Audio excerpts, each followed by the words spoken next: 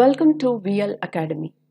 இந்த வீடியோவில் Tally ERP version 9ல sales voucher and credit note எப்படி நம்ம ப்ரிப்பேர் பண்ணுறது அப்படிங்கிறத பற்றி நம்ம பார்க்க போகிறோம்.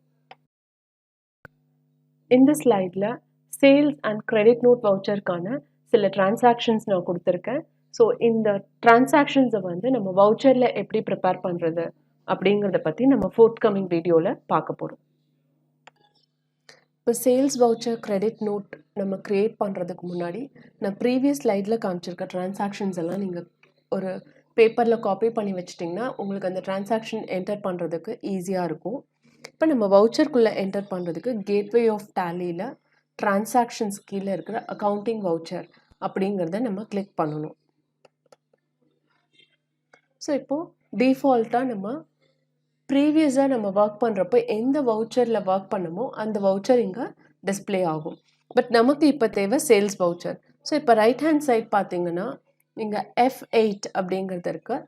ஸோ ஃபங்க்ஷன் கீ, அதாவது இப்போ ரீசெண்ட் லேப்டாப் இல்லை டெஸ்க்டாப் பார்த்தீங்கன்னா அதில் வந்து ஃபங்க்ஷன் கீன்னு தனியாக இருக்கும். ஸோ அந்த ஃபங்க்ஷன் கீயும் F8ன்னா இங்கே F8ன்னு தனியாக ஒரு கீ இருக்கும். அதை கிளிக் பண்ணிங்கன்னா நமக்கு இந்த சேல்ஸ்க்கான ஸ்க்ரீன் வரும். இல்லை எனக்கு அந்த கீஸ் எல்லாம் காம்ப்ளிகேட்டடாக இருக்குது அப்படின்னு ஃபீல் பண்ணிங்கன்னா நீங்கள் டேரெக்டாக இந்த இடத்துல மவுஸ் பாயிண்டர் வச்சு டபுள் கிளிக் பண்ணாலும் நமக்கு இந்த சேல்ஸ்க்கான ஸ்க்ரீன் வரும். ஸோ இப்போ இந்த சேல்ஸில் பார்த்தீங்கன்னா the first transaction is sold goods for cash of ₹6,000 to Qatar. So இங்கே ரெஃபரன்ஸ் நம்பர் வந்து நான் இங்கே சும்மா ரஃப்பாக கொடுத்துருக்கேன். But in case if your working for a company அந்த பில்லில் என்ன ரெஃபரன்ஸ் நம்பர் போட்டிருக்கோ அந்த நம்பரை நீங்கள் கரெக்டாக இதில் என்டர் பண்ணணும். ஓகே, இப்போ ரெஃபரன்ஸ் நம்பர் என்டர் பண்ணிவிட்டு என்டர். இப்போ இங்கே லெஃப்ட் ஹேண்ட் சைட் பார்த்தீங்கன்னா டெபிட் அண்ட் கிரெடிட்னு இருக்குது. ஸோ இப்போ ஜேர்னல் என்ட்ரி நம்ம ஒரு இந்த டிரான்சாக்ஷனுக்கு போடணுன்னா இப்போ sold goods for cash of ₹6,000 to கதர். So to whoever it is cash சேல்ஸாக இருந்ததுன்னா கேஷ் அக்கௌண்ட் டெட்டா டு சேல்ஸ் அக்கௌண்ட். ஸோ இங்கே டெபிட்டில் வந்து கேஷ் வரும். The amount is 6,000. என்டர். அதுக்கப்புறம் கிரெடிட் வந்து சேல்ஸ் வரும். ஓகே, இங்கே சேல்ஸ் இந்த பில் வந்து நம்ம அங்கே F11 கான்ஃபிகரேஷனில் நம்ம எஸ்ன்னு கொடுத்ததுனால இந்த பில்லோட டீட்டெயில்ஸ் வருது. ஸோ இதில் வந்து இப்போதைக்கு நம்ம எதுவும் என்டர் பண்ண வேண்டாம். ரிகார்டிங் இன்வென்ட்ரி நம்ம தனியாக ஒரு வீடியோவில் பார்க்கலாம். ஸோ இப்போ என்டர் கொடுத்துட்டோன்னா அதே 6,000 வந்துடும். அண்ட் அகெயின் நரேஷனுக்கு வந்துடுவோம். ஸோ இந்த நரேஷனில்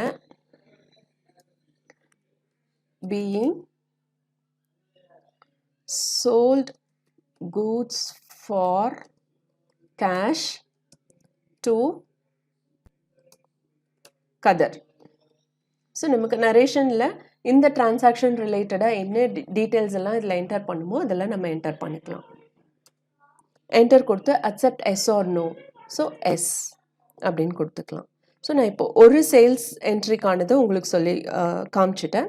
நெக்ஸ்ட் ஒன் இஸ் சேல்ஸ் ரிட்டர்னுக்கு.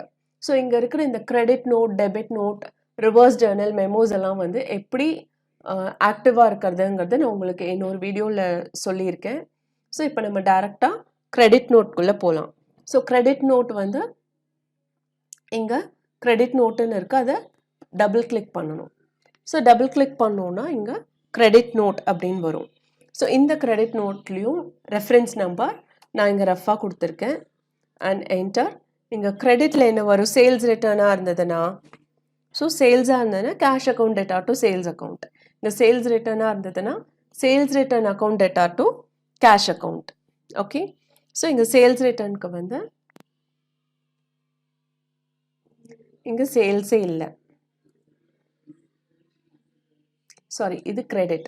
ஸோ சேல்ஸ் ரிட்டர்ன் அக்கௌண்ட் டெட்டா டு கேஷ் அக்கௌண்ட். அப்போது இங்கே கிரெடிட்டுக்கு நேராக கேஷ் தான் வரும். Okay, the amount is 2,000. Enter.